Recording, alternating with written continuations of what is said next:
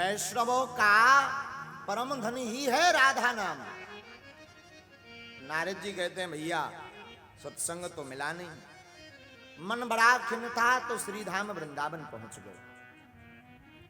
नारद जी कहते वृंदावन में हमने एक बड़ा आश्चर्य देखा। क्या देखा? एका तो तरुणी तत्र, एक हमने यमुना तट के किनारे युवती स्त्री को देखा। वो अपनी दोनों जांघों पर दो पुरुष को लिटाई थी। एक का नाम था ज्ञान, एक का नाम था वैराग, और दोनों को लिटाए हुए थी।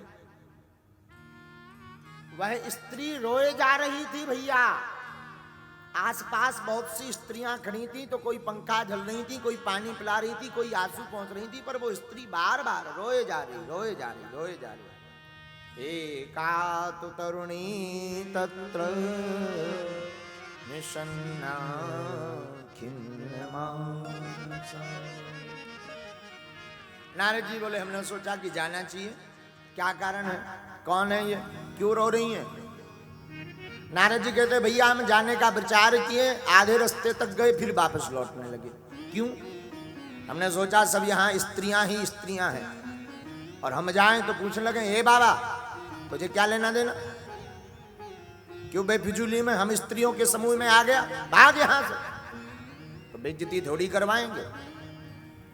नारद जी बोले भैया हम वापस आने लगे, और वापस आने ही लगे तब तक वो स्त्री चिल्लाई भो भो साधु क्षणं तिष्ठं मच्चिन्तानमपि नाशया दर्शनं तव लोकस्य सर्वथा हरं परम्। नारद जी कहते जैसे ही हम वापस मुड़ने लगे तो वो स्त्री चिल्लाई ए महात्मा रुकिए, रुको भगवान रुको, ए साधु रुको। महाराज हमने सुना, हम रुक गए। नारद जी कहते महाराज वो स्त्री कहने लगी महाराज रुकिए, साधुओं के तो दर्शन मात्र से ही दुख भाग जाता है, आप मत जाइए, पधारिए नजदीक। नारद जी कहते हम गए भैया, हमने पूछा क्या तुम कौन हो देवी, और इस प्रकार से तुम क्यों रो रही हो? काशी तुम काव्यमऊ, रो क्यों नहीं? ये जो दो तुम्हारी जांघों पर लेटे हुए हैं ये कौन है? ये जो स्त्रियां खड़ी है कौन है? इधर क्यों बैठी हुई हो? अपना परिचय दो। नारद जी बोले भैया जैसे ही उसने परिचय दिया माथा ठनक गया। अहम भक्तिरतौ ख्याता यमौ में तनयौ मतौ ज्ञान वैराग्य नामानौ काल योगेन जर्जरौ। महाराज मेरा नाम है भक्ति, ये जो दो वृद्ध हैं ये कोई और नहीं हमारे ही पुत्र हैं। अब आश्चर्य देखना, मां युवान है जवान, बेटा बूढ़े हो गए, इसलिए महाराज मैं रो रही हूं कि मैं तो जवान हूं, मेरे दोनों बच्चे वृद्ध हो गए। देवी किस कारण से हो गए?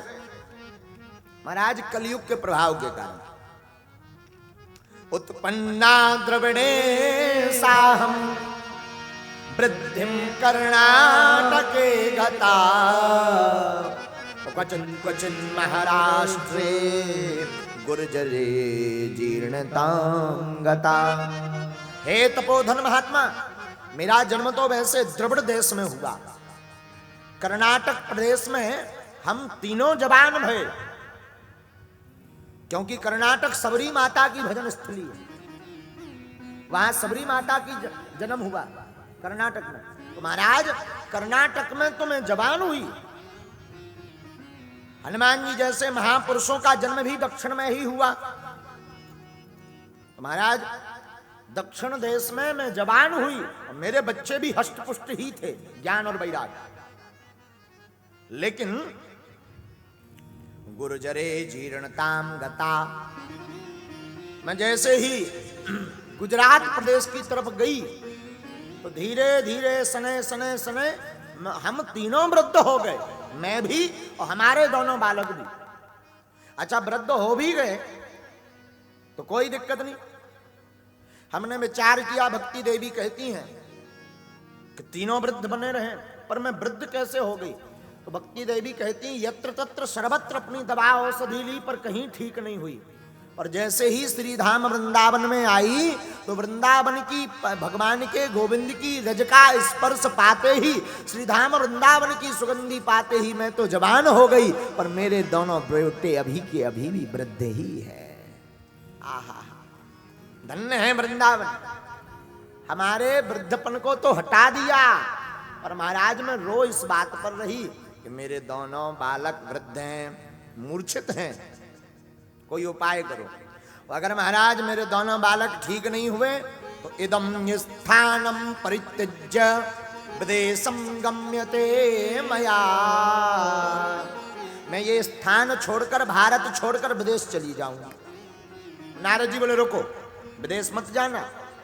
अगर भक्ति देवी तुम ही विदेश चली जाओगी तो भारत में फिर कौन भक्ति करेगा? तुम भारत में ही ठहरो। यत् फलम नास्ति तपसा न योगेन समाधिना तत्फलम लभते सम्यक कलौ के सबकी। आप चिंता मत करो, श्री कृष्ण चरणाम भोजम स्मृति दुखम गमस्यति। हे देवी, आप हमारे गोविंद के चरणों का ध्यान करो, दुख अपने आप भाग जाएगा। महाराज भागते ही नहीं दिख रहा। नारद जी बोले भैया हमारे पास जितनी चूरन चटनी थी हमने सब लगा दी। रे ज्ञानम प्रबुद्धताम, रे वैराग्यम प्रबुद्धताम। अरे ज्ञान वैराग उठो। जब वो उठे तब तो जवान हो गए, पर वो दोनों मूर्छित पड़े। गीता पाठ है मुहुर्मुहुर, गीता का पाठ हमने सुनाया, गीता के पाठ का प्रभाव तो हुआ, थोड़ी चेतना तो जगी, फिर सो जाए। नारद जी बोले भैया बड़ा आश्चर्य लगा, ज्ञान और वैराग्य कैसे जगेंगे? कहीं भक्ति देवी विदेश सच में ना भाग जावे। सोई हमने सूर्य भगवान श्री हरि भगवान को स्मरण किया, तब तक आकाशवाणी हुई, नारद जी आप सत्संग करिए, सत्कर्म करिए, सत्कर्म से ही ज्ञान और वैराग्य की मूर्छावस्था दूर होगी। महाराज आकाशवाणी ने ये तो बता दिया सत्कर्म करो, पर ये नहीं बताया कौन सा सत्कर्म करें। नारद जी बोले भैया दुविधा में फिर पड़ गए, अब कौन सा सत्कर्म करवे? महात्माओं के पास पूछने गए तो एक तो वैसे ही हमारे नाम के आगे बड़ा नाम लिखा है, ब्रह्मा के पुत्र नारद। तो जो छोटे मोटे महात्मा हैं वो तो पहले ही किनारा कर ले कि नारद जी वो पूछने आए हैं कुछ, इनसे क्या बात करेंगे, कहीं परीक्षा लेने आए हैं। और जो बड़े लेवल के बड़े नाम के महात्मा थे उन्होंने हमारा नाम सुनते ही मौन धारण कर लिया, कोई बात ही नहीं थी। उसी सत्कर्म के बारे में जानने के लिए ही हम बद्रीनाथ आए थे। तब तक आप चारों के दर्शन हो गए और आपने पूछ भी लिया कि हमारा मुख क्यों लटका है।